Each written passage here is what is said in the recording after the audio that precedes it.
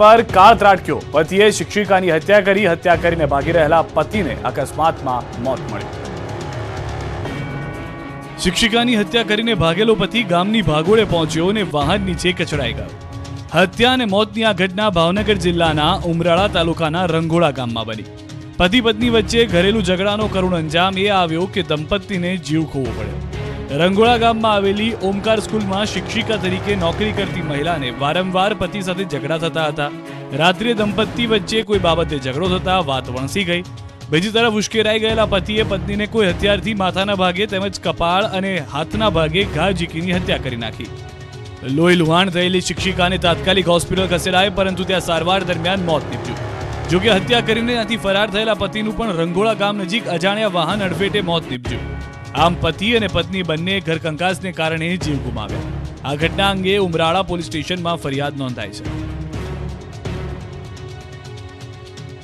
અને વાસી વસ્તુઓ વેચતા વેપારીઓ પર તવાઈ બોલાવી. 54 લીટર સોફ્ટ ડ્રિંક્સનો પણ નાશ કરાયો. રાજકોટમાંથી અખાદ્ય અને વાસી જથ્થો પકડાવવાનો સિલસિલો યથાવત છે.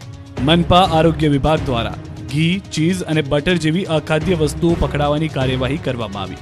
અમૂલ ચીઝ અને પીનટના નમૂના લેવાયા. આ ઉપરાંત મોટા સ્ટોકિસ્ટ દરિયાલાલ ટ્રેડર્સ અને ઓમ એન્ટરપ્રાઇઝમાંથી નમૂના લેવાયા, જેમાંથી એક્સપાયરી ડેટવાળી 54 લીટર સોફ્ટ ડ્રિંક્સનો નાશ કરવામાં આવ્યો. દૂધની બનાવટની વાસી વસ્તુઓનું વેચાણ કરતા વેપારીઓ પર પણ તંત્રે તવાઈ બોલાવી. આરોગ્ય વિભાગ દ્વારા ફૂગ વળેલા દાળિયા પણ પકડી પાડવામાં આવ્યા છે. 25 કિલો દાળિયાનો જથ્થો નાશ કરવામાં આવ્યો. રાજકોટમાં છેલ્લા 6 મહિનામાં અનેકવાર અખાદ્ય જથ્થો પકડાયો છે અને આરોગ્ય વિભાગ દ્વારા કાર્યવાહી કરવામાં આવી છે. સાથે જ પાણીથી લઈ દૂધ સુધીનો અખાદ્ય અને વાસી જથ્થો મળી આવતા તંત્રએ કડક કાર્યવાહી કરી. દિવસે ને દિવસે વાતાવરણ તેના તેવર બદલી રહ્યું છે. હજી પણ રાજ્યમાં બેવડી ઋતુ રહેશે. રાજ્યમાં ફૂંકાયા ઉત્તર પૂર્વના પવન. આગામી 5 દિવસ સૂકું રહેશે વાતાવરણ. પહેલા કાતલ ઠંડી ને હવે બેવડી ઋતુ. લોકો નક્કી નથી કરી શકતા કે શિયાળો ચાલી રહ્યો છે કે ઉનાળો. વહેલી સવારે અને રાત્રે ઠંડીનો અહેસાસ થાય છે અને બપોરે ગરમી લાગી રહી છે. બદલાતા વાતાવરણ વચ્ચે રાજ્યમાં ઉત્તર પૂર્વના પવનો ફૂંકાતા તાપમાનમાં ઉતાર ચઢાવ આવી રહ્યો છે.